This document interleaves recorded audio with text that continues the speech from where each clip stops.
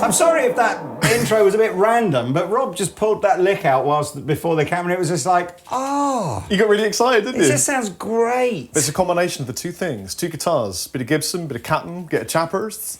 I don't know what it is. I tell you what it is. If you watch the first video that we did, and greetings, by the way, I'm the captain. I'm Chappers. On the Les Paul Standard versus the Les Paul Traditional, where we were using the same amplifiers, but Rob was using the internal reverb in the Boogie. Yeah. And he said to Rabir, he said, you got anything else I can use as a reverb? Rabir went, oh, have I got something you can use as a reverb? Anyway, so put this reverb in, and then literally Rob just went, wah, wah, wah.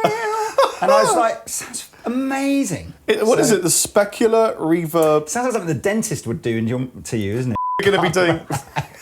I just wanted something a little bit different because we're doing so many Gibsons. I thought, maybe I'll add one pedal per Gibson model. Yeah. Until I end up with 50 pedals. There's nothing wrong with the reverb in the Boogie. It's a spring reverb. And any amp won't do. Well, I don't know. Some Fender reverbs go a bit bigger, but if you want that slightly more epic reverb, you have to. More like that. Well, do the thing. Do the.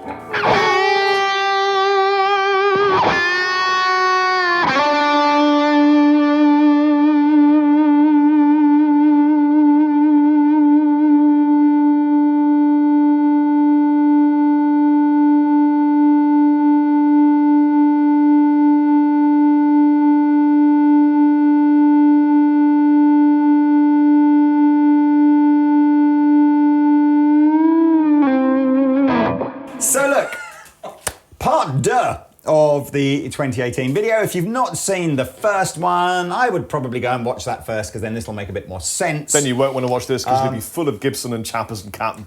And so the next two in the range as we go down from the standard and the traditional is the classic and the studio. Now, the classic, you may have known, we kind of said in the first video, there haven't been a massive amount of changes between 2017 and 2018. They're just kind of honing down what's popular and what's not in terms of colors and models and stuff like that. However, the classic, which I always thought in the 2017 range was,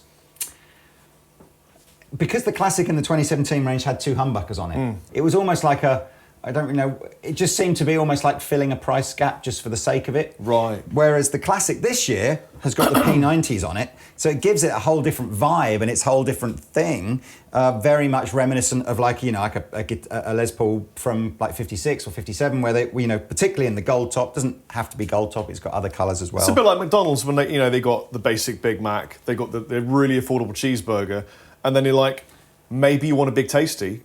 This is kind of the Big Tasty of the Gibson range. Yeah, I agree. Because it's like, who wants a Big Mac with only one burger in it? Just like a Mac, isn't it? You want to go Big Tasty. At least they want to put some bacon in it or some lettuce or something, just to make it a different flavour of mayonnaise or maybe.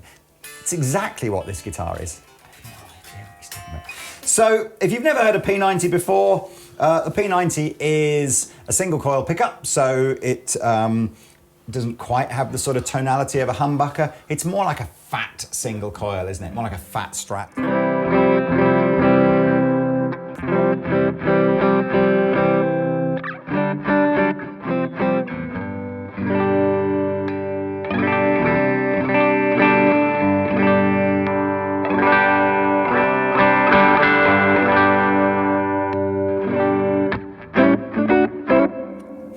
It still sounds like a Gibson, doesn't it? It doesn't become... It's like a single coil that was pinned down and fed for several months. And then it was... Feeder! And then it was let up. Grinder! So, yeah, I mean, you will get the background noise that you sometimes associate with a... Can you hear that? Yeah. So you will get that, which is obviously one of the downsides of the P90, but it's got its own flavour, its own character. It's another one of those guitars that just sounds different enough to want to add to your collection. And of course, in the gold top, it is absolutely reminiscent of those kind of early Gibson Les Pauls that were just amazing. We've got, again, the neck carve. It's a standard sort of modern C style neck carve. It's the same body thickness and depth as everything else. It's the same kind of construction with the heel joint. Got the Grover tuners. And it's just a fine looking guitar. As I said, available in a couple of different colours, which you'll see on screen now. I think ebony and gold are the colours. Left-handers, good news for you.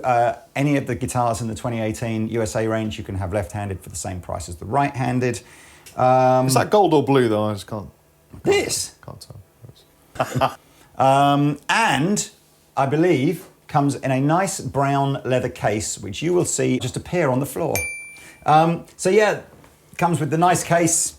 There is no high-performance version of the Classic, which I guess is how it should be. I've never really seen a really modern guitar with P90s. Have you?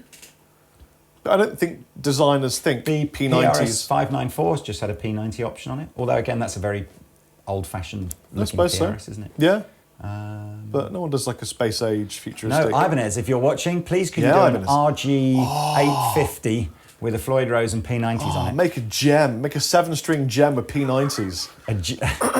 Gem 90, that'd be pen. great. So let me show you what this sounds like with a bit of gain on it, because I'm just using amp gain, because again, it'll sound a little different to a regular humbucker.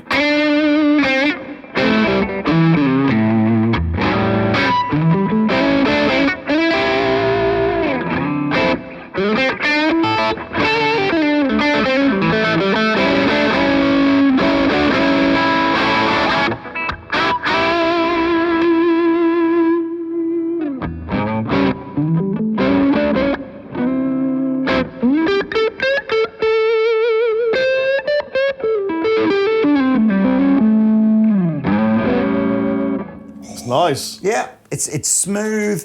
It's just that little bit less grunt than you'd get on a Les Paul. So that's the Classic.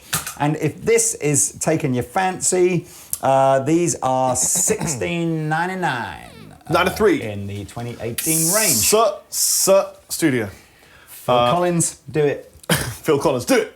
Bacardi Coke. Studio. I can't do Phil Collins. You know why I can't do Phil Collins? All the time. That was Paul Studio. Oh yeah.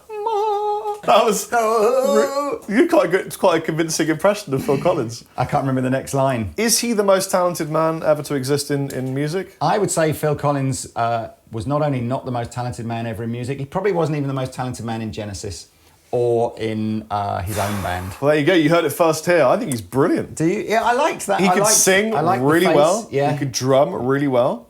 Yeah. He could sing really well. Yeah. No, do you know what? I had... what's the real classic Phil Collins ballad? With do-dum, do-dum, do-dum, do-dum. I can feel it coming in the air tonight. Oh, Lord. That's a great tune. Yeah, you're right. A couple of albums in the 80s were amazing.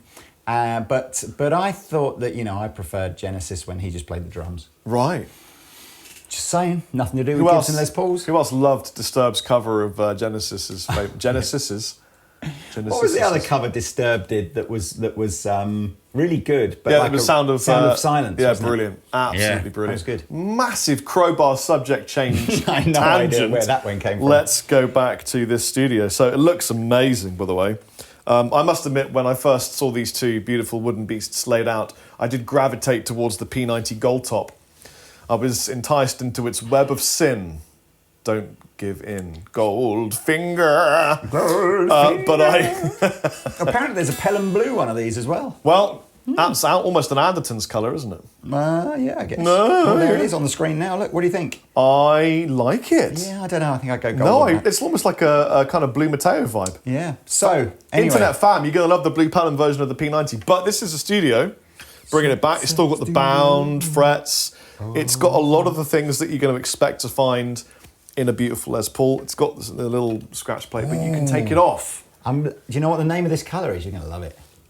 Smokehouse Burst. Smokehouse Burst?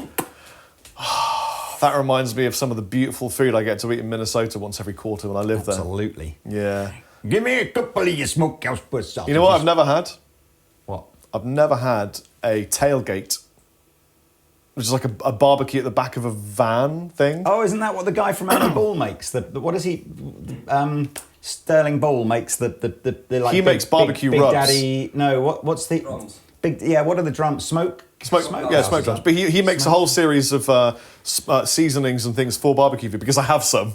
Apparently, if you go to Ernie Ball these days and you go in and you go, yeah, hi, Sterling, let's talk about guitars like that, it takes him about 3 seconds to get the subject onto barbecues, and then that's all he talks about for the rest of the day. I don't blame him, to be honest with you.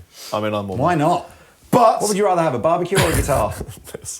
This guitar just sounds amazing.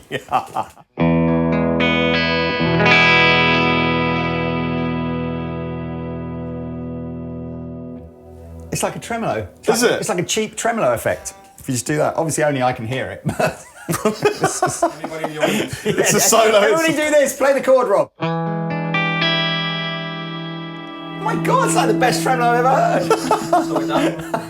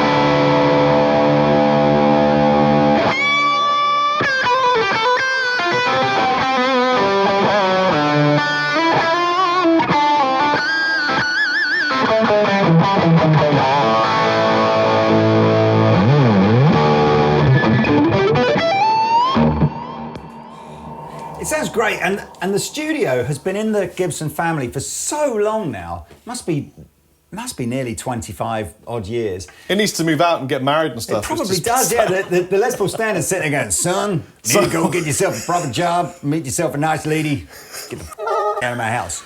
Can somebody from America verify whether or not that's an accurate American accent? Because it seems to sit somewhere between the South. It was Dutch. Right, okay, yeah.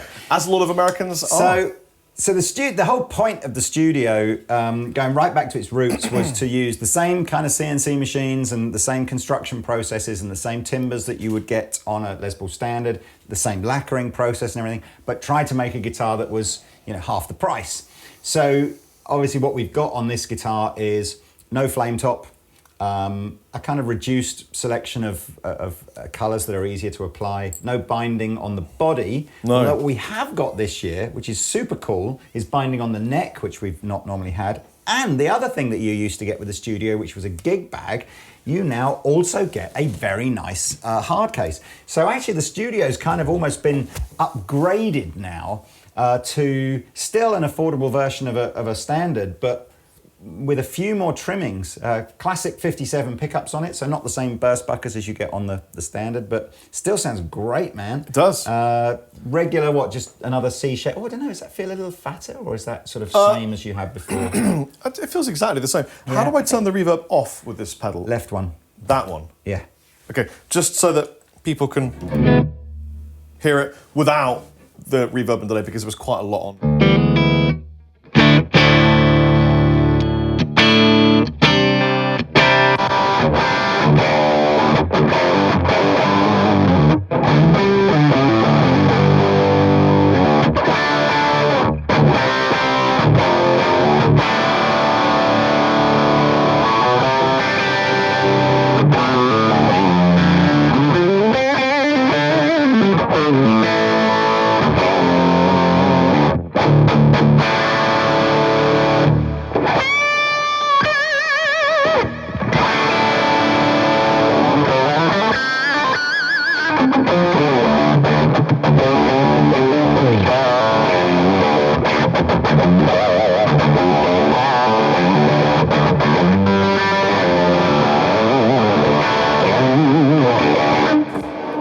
having way too much fun playing this guitar.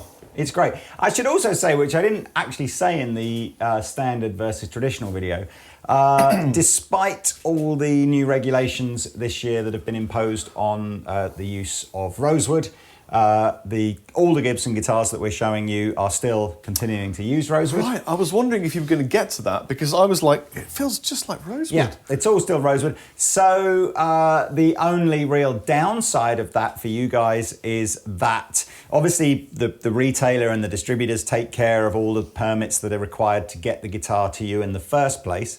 But if you then want to sell any guitar with a rosewood fretboard on it, to somebody that lives in another country from you. So say you're, I don't know, say you're in America and you've sold your guitar to somebody that lives in the UK or vice versa via Canada? eBay. I think so. If it goes any kind of cross-border, you do have to make sure that you have all of the permits in place to enable that transaction to happen. Do you get the permits in the guitar case? No, I mean, you have to go and... the permits that come with it when you buy it only apply to that initial import. So you'd have to speak to the local authority and get... You'd have to reapply for another permit to then sell it on. And does that cost money? Yep, and takes time. So it's a bit of a drag.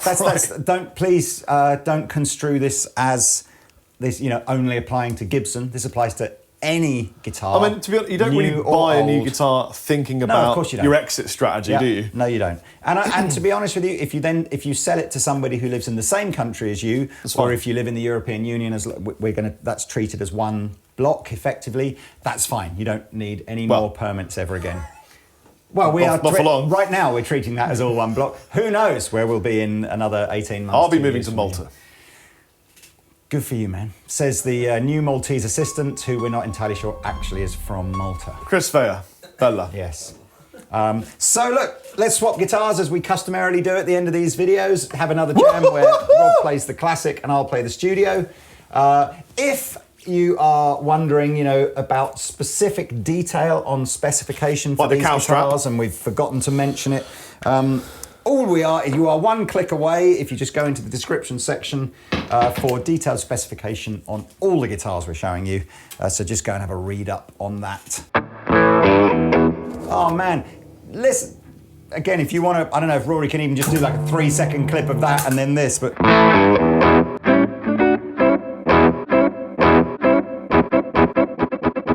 That's the difference between a P90 and a humbucker.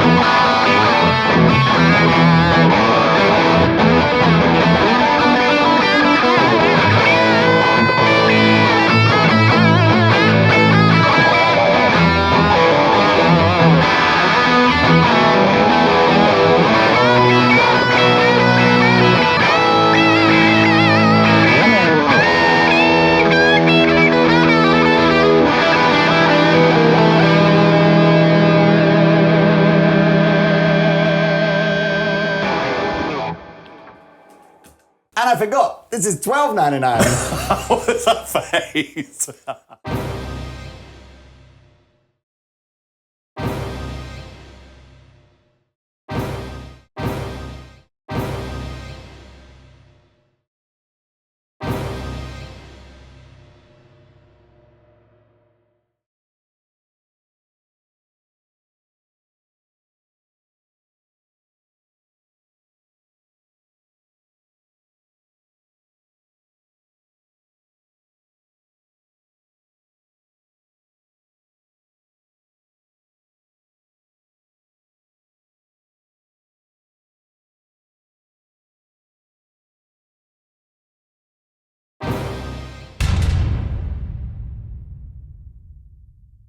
Hey everybody, thanks for watching the Anderton's Guitar YouTube channel. If you're a drummer or a keyboard player or interested in music technology, you might find one of our other channels interesting, and I'll put details of those in the description below.